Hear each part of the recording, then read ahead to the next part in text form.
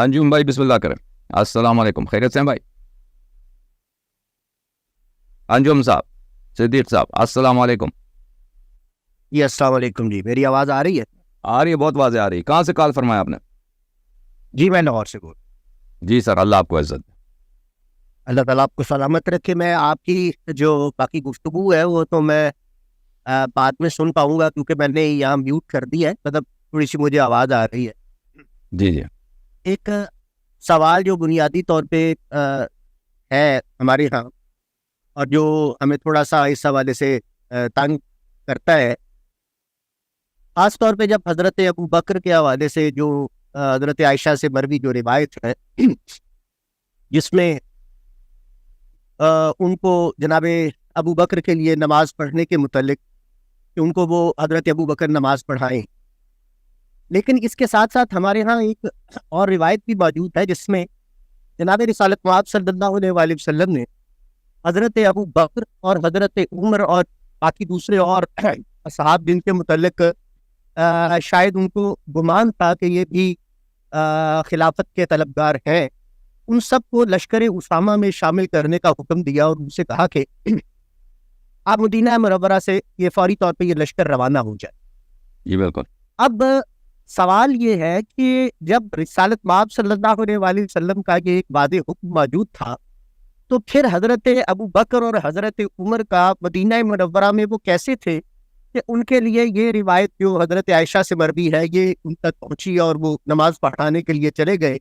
اور جناب رسالت مآب صلی اللہ علیہ وسلم کے علم میں جب یہ بات آئی کہ حضرت ابو بکر نماز پڑھا رہے ہیں اور وہ جو ایک روایت ہے جس میں حضرت عائشہ یہ کہتی ہے جس میں حضرت رسالت مآب صلی اللہ علیہ وسلم بیماری کے عالم میں حضرت عائشہ سے مروی ہے کہ وہ دو افراد کے کندھوں پہ, ان میں سے ایک فرد کا وہ نام بھی نہیں لیتی اور ان کے جو پاؤں مبارک ہے وہ زمین پر گھسٹتے ہوئے آ رہے ہیں اور وہ آتے ہیں اور حضرت ابو بکر سے کہتے ہیں کہ آپ اپنی جگہ پہ چلے جائیں اور پھر وہ نماز پڑھاتے ہیں. اور ہمارے ہاں یہ روایت ہے کہ رسالت مآب صلی اللہ علیہ وسلم نماز پڑھاتے تھے اور حضرت ابو بکر ان کی اقتداء کرتے تھے اور باقی صحابہ حضرت ابو بکر کی اقتداء کرتے تھے. یعنی یہ ثابت کرنے کی کوشش کی گئی, لیکن یہ چیز جناب رسالت مآب صلی اللہ علیہ وسلم کے علم میں تھی کہ ان صاحبان کو حضرت ابو بکر اور حضرت عمر کو لشکر اسامہ میں رکھا گیا ہے.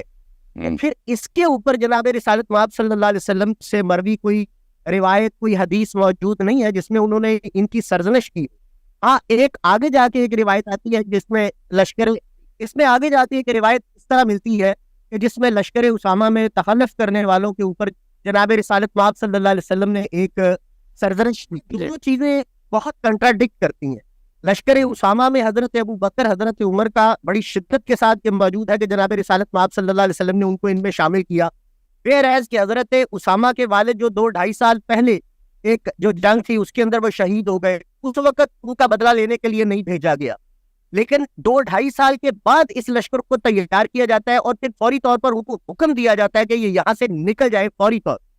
یعنی اٹ مینس کہ جناب رسالت مآب صلی اللہ علیہ وسلم کو بھی یہ احساس تھا کہ ظاہر ہے میرا ایک بزرگ کوئی گزرتا ہے تو ہم اپنے بزرگ کے متعلق اپنے ولی کے متعلق یہ کہتے ہیں کہ ان کو آنے والے وقت میں اپنے فوت ہونے کا احساس تھا, ان کو پتا چل گیا کہ وہ دنیا سے جا رہے ہیں. کیا میرے اور آپ کے رسول صلی اللہ علیہ وآلہ وسلم کو نہیں پتا تھا کہ وہ اس دنیا سے جا رہے ہیں؟ پھر وہ اگر حضرت ابو بکر اور حضرت عمر کو مدینہ منورہ سے وہ باہر بھیج رہے ہیں فوری طور پہ اس لشکر میں شامل کرنے کے بعد, جبکہ اگر ان کا یہ انڈیا یا کسی بھی صورت میں خواہش موجود تھی کہ یہ میرے بعد امت کی سربراہی کریں گے تو جناب رسالت مآب صلی اللہ علیہ وسلم کو کیا یہ نہیں پتا تھا کہ میں دنیا سے جا رہا ہوں؟ پھر ان کو لشکر میں فوری طور پہ شامل کر کے مدینہ سے باہر نکلنے کا حکم کیوں دیا گیا؟ اور پھر اس کے بعد جب یہ نماز میں امامت کر رہے ہیں تو اس کے اوپر رسالت مآب صلی اللہ علیہ وسلم کا احتجاج کیوں نہیں ہے؟ جی بسم اللہ. دیکھیں, جہاں تک رسول صلی اللہ علیہ وسلم کا حکم ہے کہ ان کو حکم دیا تھا کہ یہ لشکر اسامہ میں شامل ہوں, لشکر اسامہ مدینے سے فوراً نکل جائے اور جلدی نکل جائے, اس میں تو کوئی شک نہیں, یہ ثابت ہے. لیکن صحابہ نے رسول اللہ صلی اللہ علیہ وسلم کے حکم کی تعمیل نہیں کی. آپ کہتے ہیں نا کہ رسول اللہ صلی اللہ علیہ وسلم یہ اگر ان کو بھیجا تھا تو یہ نماز پڑھنے کیسے پہنچ گئے؟ تو ان لوگوں نے مانا نہیں نا. رسول پاک صلی اللہ علیہ وسلم نے کو بھی ان کو اجازت نہیں دیا کہ تم میرے وفات کا انتظار کرو, جب میں مر جاؤں گا یا میری حالت بہتر ہو جائے تو آپ نکل جائیں, اس طرح کوئی نہیں ہے.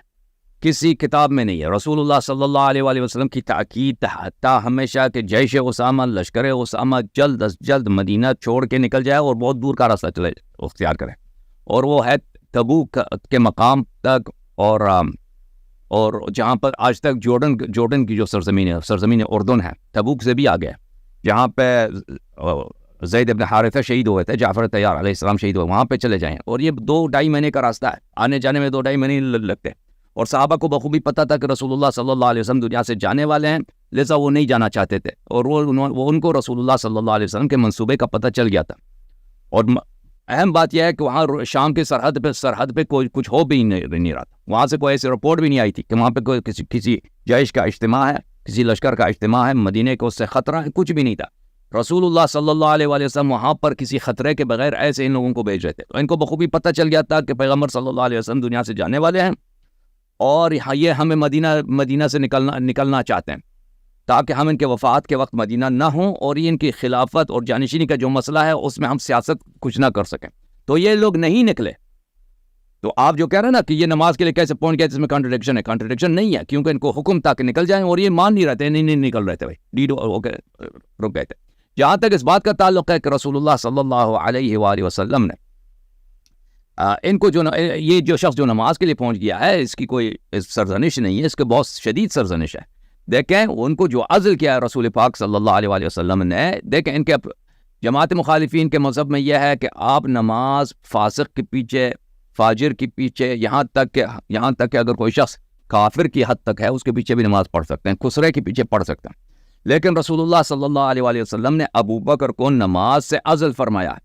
دیکھیں، اور یہ اس طرح نہیں ہے، آپ نے جو کہا نا، یہ شاید عوام کو یہ بتاتے ہوں، مجھے نہیں معلوم پاکستان میں مولوی حضرات عوام کو کیا بتاتے ہیں کہ رسول صلی اللہ علیہ وسلم نماز پڑھ رہے ہیں، امام ہے، اور ابو بکر ان کی اقتداء کر رہے ہیں، اور عوام ابو بکر کی اقتداء کر رہے ہیں. اس طرح نہیں ہے، یہ غلط ہے. رسول صلی اللہ علیہ وسلم ابو بکر نماز پڑھا رہے تھے، رسول اللہ صلی اللہ علیہ وسلم نے ابو بکر کو پیچھے ہٹایا اور خود انہوں نے نماز پڑھائی ہے.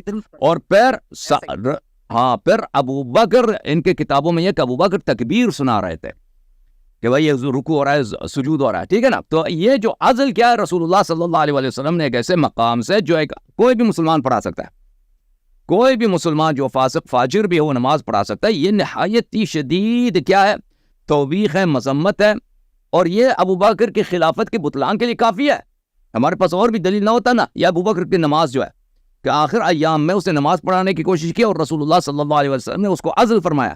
ملاحظہ کریں، کتاب صحیح بخاری ہے، یہاں پہ حدیث ہے 664 اور یہ صفحہ نمبر 134 میں ہے، اور دوسرے مقامات میں بھی بخاری میں ہے. تو کہ رسول اللہ صلی اللہ علیہ وآلہ وسلم آئے، نماز فخرج ابو بکر فصلى، ابو بکر آئے، انہوں نے نماز پڑھائی ہے. فوجد النبی صلی اللہ علیہ وآلہ وسلم من نفسه خفہ، رسول پاک صلی اللہ علیہ وآلہ وسلم نے اپنے بدن شریف میں کچھ بہتری کا احساس کیا. فخرج يهادى بین رجلین، تو رسول صلی اللہ علیہ وآلہ وسلم آئے، ان کو کھینچا جا رہا تھا، یعنی ان کو چلنے میں مدد دیا جا رہا تھا. 2 آدمی ان کو اٹھا کے لے کے جا رہے تھے.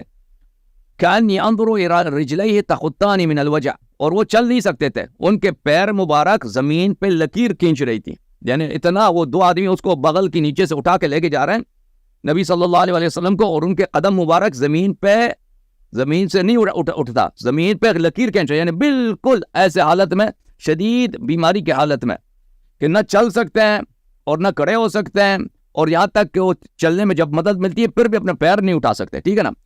فاراد ابو بکر ان یتاخر، ابو بکر نے جب نبی صلی اللہ علیہ وسلم کو دیکھا تو اس نے چاہا کہ وہ پیچھے ہٹ جائے. فاومع الیہ النبی صلی اللہ علیہ وسلم مکانک، نبی صلی اللہ علیہ وسلم نے کہا اپنی جگہ پہ چلے جاؤ، اپنی جگہ پہ چلے جاؤ جہاں پہ وہ عام طور پہ نماز پڑھتا تھا. تو رسول صلی اللہ علیہ وسلم آئے وہاں پہ نماز پڑھانے کے لیے.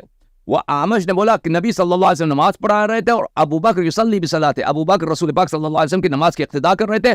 والناس یصلون بصلاۃ ابی بکر، اور لوگ ابو بکر کے نماز پر نماز پڑھ رہے تھے. یہ عبارت جو ہے اس کا مطلب کیا ہے؟ عام لوگوں کو یہ بتاتے ہوں گے کہ بھئی ابو بکر نماز پڑھا رہے تھے، لوگوں کو نہیں، ایک جماعت میں 2 امام نہیں ہوتے، یہ ہوتا ہی نہیں دنیا میں، کبھی نہ ہوا ہے. یہ ایک ہی جماعت ہوتی ہے، ایک ہی امام ہوتا ہے، ٹھیک ہے نا. اگر وہ صحابہ بھی اتنے بیوقوف نہیں ہے کہ نبی صلی اللہ علیہ وسلم سامنے ہوں، ان کی اقتداء نہ کریں، ابو بکر کی اقتداء، یہ کوئی بیوقوف اس طرح کرتا ہے؟ دنیا میں اس طرح ہوتا ہی نہیں، اس طرح کی جماعت. تو یہ عبارت ہے، اس کا مطلب یہ ہے کہ ابو بکر تکبیر سنا رہا تھا. ملاحظہ کریں، اگلے حدیث میں اس کی واضح شرح موجود ہے اگلی حدیث میں حدیث نمبر 712 میں یہی واقعہ ہے. وہ ابو بکر یسمع الناس التکبیر، ابو بکر لوگوں کو تکبیر سنا رہا تھا اور نبی صلی اللہ علیہ وسلم کھڑے ہو کے بھی نماز نہیں پڑھ رہے تھے، بیٹھ کے نماز انہوں نے پڑھائی ہے. ٹھیک ہے نا. تو یہ، اور میں آپ کی خدمت بات کروں، اس کی شرح میں علماء نے بہت اس کے جو یہ شرح کیا. یہ کتاب تنویر الحوالق سیوطی صاحب کی شرح موطئ مالک، یہاں پہ صفحہ نمبر 156 میں یہی کہتے ہیں وَكَانَ النَّاسُ يُصَلُّونَ بِصَلَاةِ ابی بکر، لوگ ابو بکر کی نماز کے ساتھ نماز پڑھ رہے تھے. ابو بکر یسمع الناس التکبیر، ابو بکر لوگوں کو تکبیر سنا رہا تھا بھائی کہ اللہ اکبر، یعنی رکوع میں چلے جاؤ، اللہ اکبر سجدے میں چلے جاؤ. اس کا کام یہ تو بچے کرتے ہیں اکثر مساجد میں. ٹھیک ہے نا. تو یہ ہے، تو یہ جو عزل کیا نبی صلی اللہ علیہ وسلم نے ابو بکر کو، اور یہ آپ کو پتہ ہے کسی کو امامت سے ہٹانا، نماز کے دوران اس کو پیچھے ہٹا دینا، یہ کوئی چھوٹی بات نہیں ہے. یہ بہت ہی توہین آمیز کام ہے. پوری دنیا میں پتہ لوگوں کو کہ اگر آپ کسی کو نماز کے وقت نماز سے اٹھاتے ہیں اور خود آ کے نماز پڑھانا شروع کر دیتے ہیں، یہ بڑی توہین ہے. اور عزل کرنا یہ چھوٹی بات نہیں ہے.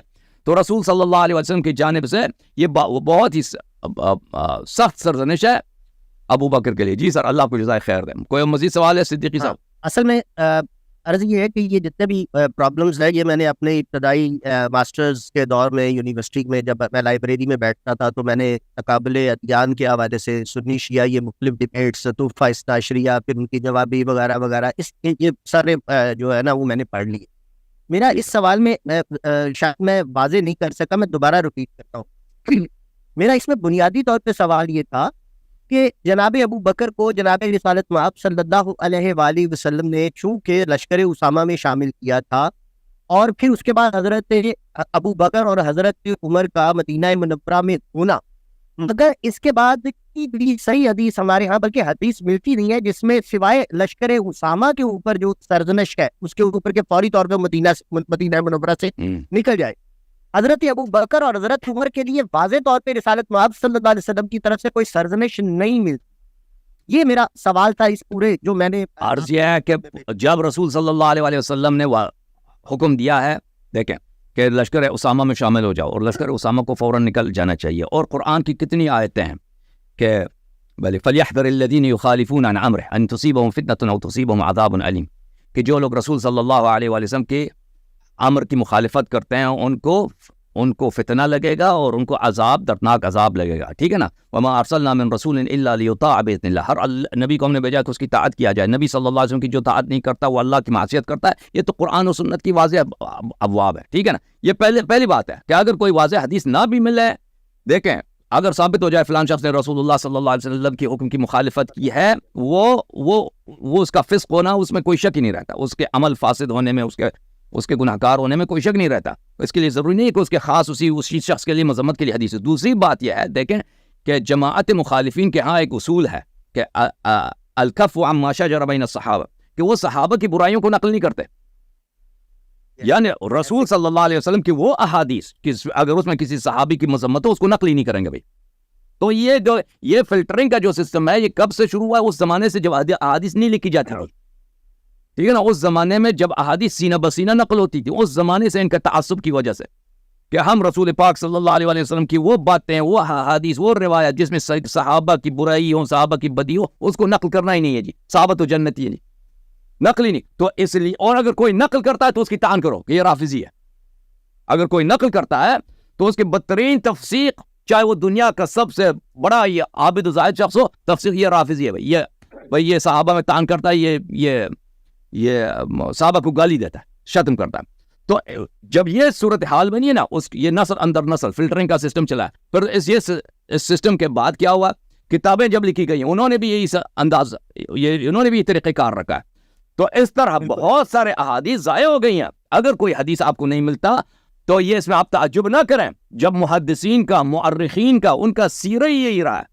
انہوں نے لکھنا ہی یہی ہے کہ بھئی ہم وہ چیز نقل ہی نہیں کریں گے. تو نقل ہوگا کیسے؟ ٹھیک ہے نا، کہ ان کی مذمت میں واضح روایات مل جائے. لیکن ہمارے کتب میں اس کے تو، شیعہ کتب میں اس کے تو واضح احادیث ہیں.